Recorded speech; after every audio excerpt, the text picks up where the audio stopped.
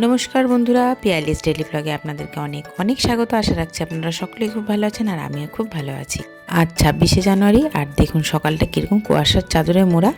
তো এখন বাজে সকাল 7টা, আমরা সবাই রেডি ঘুরতে যাওয়ার জন্য। কোথায় ঘুরতে যাচ্ছি সেটাই ক্রমশ প্রকাশ্য, সঙ্গে থাকুন। এখন আমরা গাড়িতে সবাই উঠে পড়ছি, আমি, আমার যা আর আমার ননদ। সাথে আছে তোজো, ননদের ছেলে, ওই যে মুখটা ঢেকেছে। পিছনে আছে আমার হাজব্যান্ড, এদিকে আছে ননদ জামাই, আর সামনে বসেছে পাপান আর পাপানের বোন, অর্থাৎ আমার ননদের মেয়ে। তো চলে যাচ্ছি আমরা ঘুরতে, আর সঙ্গে থাকুন, আপনারাও দেখতে থাকুন আমরা কোথায় যাচ্ছি। অভ্যস্ত জীবন থেকে বেরিয়ে এরকম মাঝে মধ্যে একটু ঘুরতে চলে গেলে কিন্তু মন্দ হয় না, বলুন বন্ধুরা। তো এখন বাজে মোটামুটি 9:45। তো যেহেতু বাচ্চা কাচ্চা সকালবেলা কিছুই খেয়ে বেরোয়নি, তাই রাস্তায় একটা হোটেলে দাঁড়িয়ে আমরা ব্রেকফাস্টটা সেরে নিলাম। ব্রেকফাস্টে নিয়েছিলাম পুরি আর সবজি।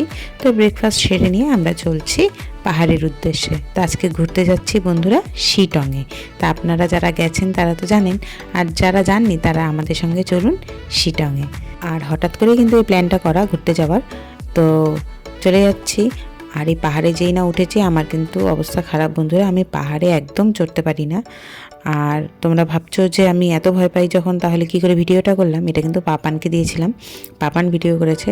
এই সময় কিন্তু আমার অবস্থা ভীষণ খারাপ ছিল, যেতে আর আসতে আমার কিন্তু একবারও বমি হয়নি, কিন্তু অবস্থা ভীষণ খারাপ ছিল। এত পাহাড়ের বাঁক আর এত উঁচু খাড়া রাস্তা, মানে আমার অবস্থা একদম খারাপ হয়ে গেছিলো। তার মাঝে মাঝে এত সুন্দর সিনারি দেখুন বন্ধুরা, মানে প্রকৃতির এত অপূর্ব রূপ, সেগুলো কিন্তু ক্যামেরাবন্দি করেছি একমাত্র আপনাদের জন্য, সেটা দেখাবো বলে। আর চলার পথে মাঝে এরকম একটা জায়গায় আমরা দাঁড়িয়েছিলাম ফটোশ্যুট করার জন্য। দেখুন বন্ধুরা কি অপূর্ব দৃশ্য, কুয়াশায় ঢাকা থাকাতে অতটা স্পষ্ট ছবিটা আসেনি, কিন্তু অপূর্ব চোখের সামনে আমরা দেখছিলাম। তো ক্যামেরায় অতটা ধরতে পারিনি। আর এরপরেই শুরু হয়ে গেছে চড়াই রাস্তা, যখন আমি একদম ভিডিও করতে পারিনি। এরপরেই আমরা চলে এসেছি সরাসরি অরেঞ্জ গার্ডেনে, মানে শিটংয়ের কমলালেবু বাগানে। এই কমলালেবুর জন্যই কিন্তু শিটং বিখ্যাত। তো একদম প্রত্যেকটা বাড়িতে রাস্তার ধারে কমলালেবুগুলো এমন করে ঝুলছে যেমন আমাদের এখানে গাছে আম কাঁঠাল ঝুলে থাকে, সেই রকমই আমরা দেখতে অভ্যস্ত, ঠিক সেরকমই ওখানকার লোকরাও এরকম দেখতে অভ্যস্ত। দেখুন কি সুন্দর, একদম হাতের সামনে। যে কমলালেবুগুলো আমরা বাজার থেকে কিনে খাই, সেই কমলালেবুগুলো এখানে একদম চোখের সামনে গাছের মধ্যে টলটল করে ঝুলছে। কি অপূর্ব দৃশ্য। আর এই কমলালেবু গার্ডেনে ঢুকতে গেলে কিন্তু ওখানে টিকিট কেটে ঢুকতে হয়, বড়দের 50 টাকা, ছোটদের 20 টাকা। সেখান থেকে আমরা চলে এসেছি ফেমাস অহলদারা ভিউ পয়েন্টে। আর এই ভিউ পয়েন্ট কিন্তু আমি আগে মোবাইলে অনেক জায়গায় দেখেছি, অনেকে এই ভিউ পয়েন্ট নিয়ে অনেক ব্লগ করেছে, তাই খুব ইচ্ছে ছিল যে এইখানে একবার আসতেই হবে। তো আজকে আমার সেই স্বপ্ন পূরণ হলো। আর এইখান থেকে দৃশ্যটা বন্ধুরা জাস্ট অসাম। আমি আপনাদের ক্যামেরায় কতটুকু দেখাতে পারছি আমি জানি না, কিন্তু দারুণ সুন্দর লেগেছে। আর এই জায়গাটাকে রবীন্দ্রনাথের নাকের সঙ্গে তুলনা করা হয়েছে, তাই ক্যামেরাটা ঘুরিয়ে ঘুরিয়ে দেখাচ্ছি দেখুন। আর এই পাহাড়ের গায়ে দেখুন, আজ গণতন্ত্র দিবসের দিন, আমাদের দেশের গৌরব কিন্তু পাহাড়ি হাওয়ায় কি সুন্দর উঠছে। সেলুট জানাই আমাদের দেশমাতাকে। আর ওপরেই নীল আকাশ।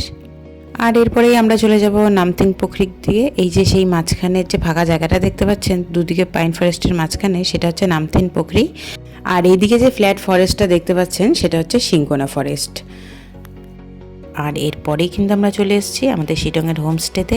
এটা হলো শিটংয়ের হোমস্টের একদম সামনের ভিউ, যেটা দেখুন কি অপূর্ব।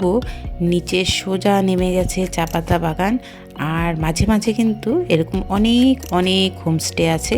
দেখুন একদম পাহাড়ের গা কেটে কিন্তু এই হোমস্টেগুলো তৈরি। তো চলে এসেছি। আর এটা হলো আমাদের হোমস্টে সেই রুমগুলো, আমরা দুটো রুম নিয়েছিলাম। এটা হলো ফার্স্ট রুম। এই ঘরটা অনেকটাই বড়, যেখানে আছে একটা ডাবল বেড আর একটা সিঙ্গেল বেড, একটা আছে ড্রেসিং টেবিল। এসে যে যার মতন জামা কাপড় খুলে রেখে বাইরের ভিউ দেখতে চলে গেছে। বন্ধুরা ভেবেছিলাম এখানে প্রচণ্ড ঠান্ডা হবে, কিন্তু রৌদ্র কিন্তু বেশ ভালোই। আর এটা হলো হোমস্টের সেই বাথরুম। ওইদিকে আছে টয়লেট সিট, আর এদিকে আছে গিজার আর বেসিন। আর এটা হলো আরেকটা রুম, এখানেও আছে দুটো বেড, একটা ডাবল একটা সিঙ্গেল। আর এখানেও আছে পাশে অ্যাটাচ বাথরুম। গিজারের ব্যবস্থা এখানে সব হোমস্টেতেই আছে, যেহেতু শীতপ্রধান এরিয়া। আবার দেখাচ্ছি আপনাদেরকে, দেখুন কি সুন্দর চারপাশের দৃশ্য। আমরা কিন্তু ঘরে কম আর ব্যালকনিতেই বেশি ছিলাম। চারপাশে পাইন ফরেস্ট, আর এখানে কিন্তু কিছু দূর যেতে যেতে 2-4 পা হাঁটলেই কিন্তু একটা করে হোমস্টে আছে। আমাদের হোমস্টে থেকে পেরিয়েই এটা আরেকটা হোমস্টে, দেখুন কি সুন্দর। তার সামনে থেকে এটা হলো সেই ভিউ পয়েন্ট। আর এখন সন্ধে নেমে গেছে, প্রায় 5:45, কিন্তু দেখুন এখানে এখনও কিন্তু সেইভাবে অন্ধকার নামেনি।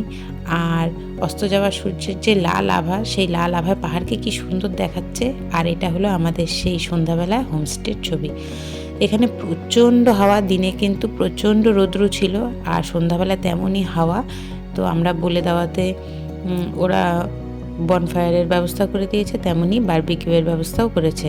তো পাহাড়ে এসে এরকম বনফায়ার আর বারবিকিউ না করলে কিন্তু বন্ধুরা একদম ভালো লাগে না। আর এদিকে চলছে উপরে আমাদের সেই নাচ গান। খুব এনজয় করেছি, গানগুলো দিতে পারিনি কারণ কপিরাইটের ভয় ছিল। সন্ধ্যেবেলায় যেহেতু এদিক ওদিক যাওয়ার কোনো উপায় ছিল না, কারণ এখানে কিন্তু লেপার্ড, এলিফ্যান্ট এগুলো বেরোয়, তো তার জন্য আমরা হোমস্টে খুব এনজয় করেছি। আমরা দুজনে যেমন নেচেছি গান চালিয়ে, আর ঠিক তেমন এই দুটো জুটি দেখুন কি সুন্দর। আমার ননদ আর ননদ জামাই খুব এনজয় করেছি। তো বন্ধুরা রাত্রেবেলা আর সেরকম ভিডিও কিছু করিনি। এটা হচ্ছে নেক্সট ডে মর্নিংয়ে আমরা সবাই রেডি হয়ে নিয়েছি। এখন বাজে সকাল 10টা। সবাই ফ্রেশ হয়ে ড্রেস আপ করে নিচে নেমে এসেছি।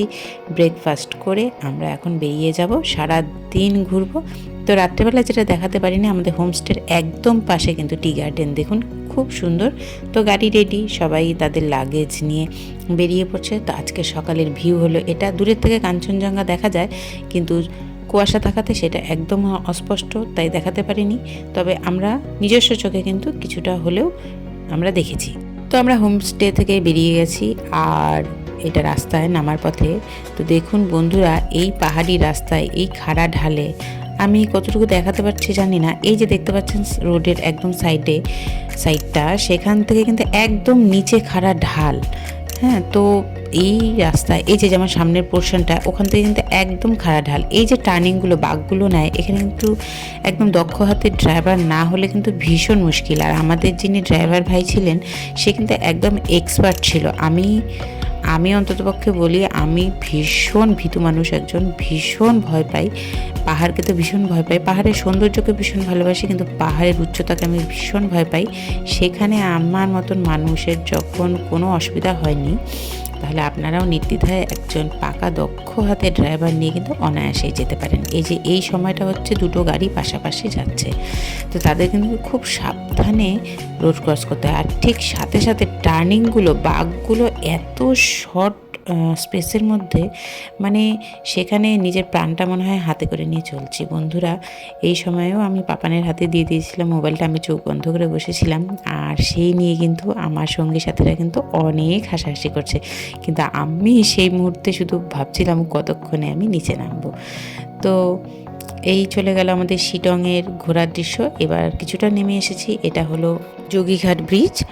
আর এই যোগীঘাট ব্রিজের নিচেই কিন্তু বেশ সুন্দর একটা জায়গা আছে, যেখান দিয়ে নদী বয়ে যাচ্ছে, বড় বড় পাথর আছে। আর এখানে দাঁড়িয়ে কিন্তু বহু মানুষ ছবি তুলছে। তো আমরা সেখানে গিয়ে খুব একটা বেশি সময় কাটাইনি, সেখান থেকে সোজাসুজি চলে এসেছি মংপুতে। আর এটা হলো সেই জায়গা যেখানে কবিগুরু এসে মাঝে মধ্যে থাকতেন, তার লেখালেখি করতেন, সময় কাটাতেন। তো গুরুদেব এখন আমাদের মাঝে না থাকলেও গুরুদেবের যে স্মৃতি জড়ানো জায়গাটা, সেখানেই চলে এসেছি আমরা, আর দেখে নেব। কিন্তু এই জায়গাটাতে এত সুন্দর সুন্দর ফুল গাছ বন্ধুরা, আপনাদের না দেখিয়ে পারলাম না। শুধু এই জায়গাতে না, পাহাড়ের গা ঘেঁষে প্রত্যেকটা জায়গাতে এত সুন্দর সুন্দর ফুল দেখেছি যে বলার মতো না। ক্যাপচার করেছি কিছু কিছু রাস্তায় চলার সময়, আর এখানেও কিছু কিছু ফুল দেখুন। এক একটা ফুলের কিন্তু এক এক রকম সৌন্দর্য। আর এই পাহাড়ি ফুলগুলো কিন্তু দেখুন, এই ফুলটা একদম গোলাপের মতো, কিন্তু গোলাপ না, আর গোলাপের মতো তার স্মেলও না।